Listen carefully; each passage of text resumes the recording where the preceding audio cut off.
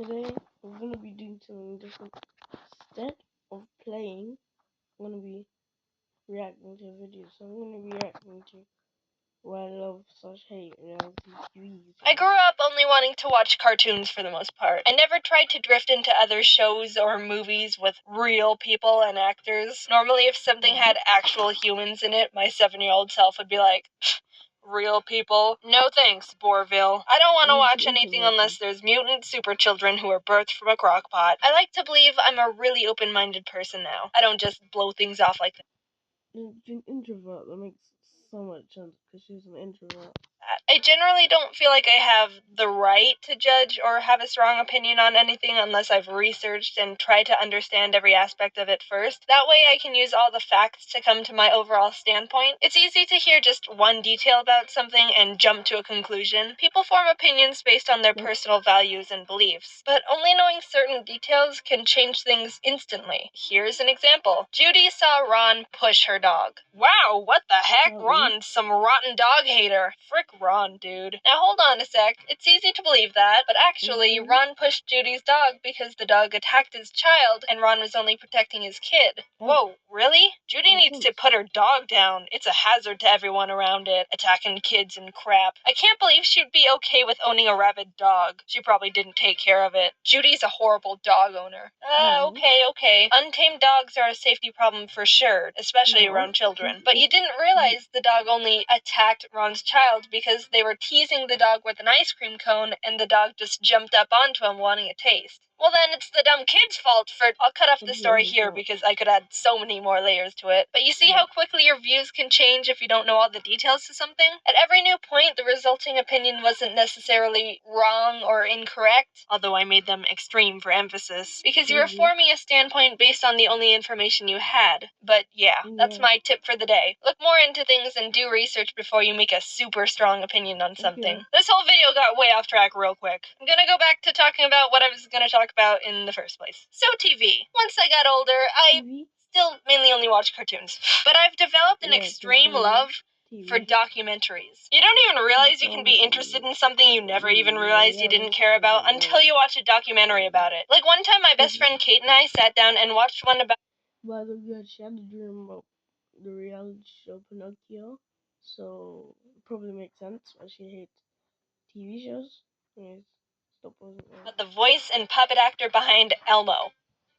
It was mesmerizing. Totally random. You'd never even think about wanting to learn about something like that, unless it's like 4 a.m. and you're in that weird fever dream phase. I think it's funny when documentaries go all cinematic with their shots. Like when the main guy's walking, looking off into the distance, on a journey, one man versus the world. People never understand him. It's not a phase. He'll show them all. Because I can only imagine how awkward it is to set up those shots. First, the cameraman has to walk like a quarter-mile away while the main guy just waits there, or vice versa. Next, he has to signal he's ready for the guy to start walking. Maybe through cell phone, maybe walkie-talkie. I think it's more funny to imagine he just screams at the top of his lungs and freaks out the civilians around him. Then the guy starts walking, looking at the scenery around him, acting like he isn't being filmed from 1,300 feet away for his documentary that's gonna change the world. By the way, I don't know how anyone can walk normally when they tell themselves to. Once you tell yourself, do something normally, you pretty much just increase your chances of screwing it up by 90%. One time I was walking across the bottom of some bleachers and I told myself, there's a lot of people I'm in plain view of right now. Don't make a scene. Just walk normally. They aren't paying attention to you. You're just some random person. And I tripped over a trash can. Anyway, there's probably other more efficient ways to get the shots. I'm not some documentary camera director, but it's still less inspirational and more amusing when you think about taking away the music and voiceovers to imagine what it was really like to just get the base footage. Same with reality TV shows. Kate's older sister was accepted onto a singing show once. I don't want to get into possible legal trouble by saying which one because they had to sign contracts and stuff. But she said that when they were filming their parents to portray the,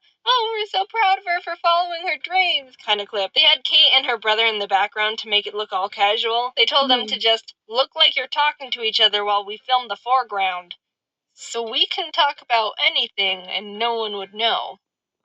Watermelon, watermelon, watermelon, watermelon, watermelon, water. I'm not big on most reality TV shows because as real as they might be, some are completely set up, some aren't. They're all dramatically enhanced to some degree. And there's a point where you start noticing and it's hard to take anything seriously after that. What I find the most amusing are the sound effects and how crazy they are. I've been obsessed with watching Gordon Ramsay's Kitchen Nightmares show, so I'm going to use those as examples because I've watched so many. Why are you so stubborn? I'm not stubborn. Like no one's striving to be better. You tell me how you feel about the frozen food. Johnson. I hate it. Huh? Made yesterday? It was actually made 3 weeks ago. The salad. That was quick.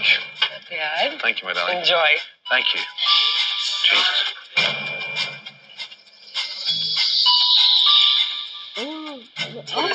Natural with white cheddar. Oh, this is award-winning. Like 20. Yeah. Great. And why is the fillet butterflied like that and cut like that? He cuts it off and then pounds it thin. He beats the crap out of a fillet to tenderize it when it's the most stunning cut. Wow.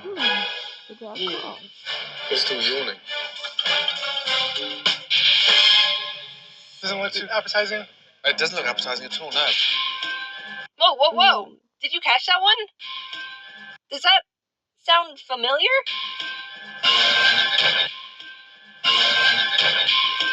Kitchen Nightmares uses the same sound effect of some kid butchering the recorder as the pigeon documentary I talked about in my thesaurus video. Is there some, like, YouTube music library, but for documentaries we don't know about? Hey, Craig, what's the sound effect you used 43 minutes, 8 seconds into your Rubber Ducks documentary? Oh, it's maracas_05. Ah, thanks. Yeah, I tried maracas_02, but it didn't have the exact effect I was going for. In the UK, they don't use nearly the amount of dramatic sounds American shows use. Just look at this old clip from the UK version of A Kitchen Nightmares. Does this make you feel better shouting in front of the blue? I'm not shouting in front of anybody. You have to show off. How bloody Don't be stupid. Don't be so stupid. no over-the-top dramatic crap? It's almost pure. Here, I'll fix it American style. In front of everybody. You have to show off. How bloody...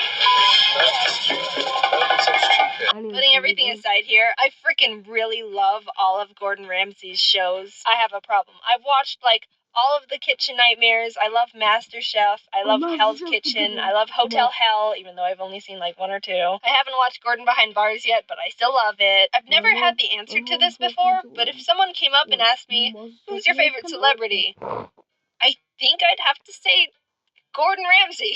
Ironic, considering he's a chef and I don't eat the standard American diet. But he's a really great person from what I've gathered. Someone might think, oh, he's just a big jerk who yells at people. No, you've got to look deeper than that. Where is your character analysis? He's a genuinely great guy who's passionate and takes pride in what he does. He's not cocky or arrogant. He's always willing to learn more, and how this turned into me talking about how great Gordon Ramsay is. Gordon, you're welcome for sticking up for you. Even though you can obviously handle it yourself. Anyway, I've gotten off track enough in this video. If you're ever bored, I recommend just binging the whole Kitchen Nightmares YouTube channel. They've got, like, one of the funniest comment section communities on the entire YouTube platform. Shout out to Kitchen Nightmares and Gordon Ramsay. If you ever see this, I love all your stuff and you're considered my favorite celebrity, I guess, now. I don't know. You know, I've never given shout outs or anything like this before, and it's a bit funny the first one I'm doing out of all the people is to Kitchen Nightmares and Gordon Ramsay. How about... yeah, let's end the video with a shout out from the comment section. Yeah! Let's see. This person said to give a shout out to... me. Alright, big ol' shout out to me, everyone. Okay, no more shout outs, so don't ask me. Bye. Just because I know there's gonna be some people out there who are gonna be like, Jaiden, you said you don't like reality shows because they can be staged or exaggerated, but then you say you like all these Gordon Ramsay shows. What the heck? Anyways, bye. I hope you have a good day. Bye. And shout out to JaidenAnimations, watch our content.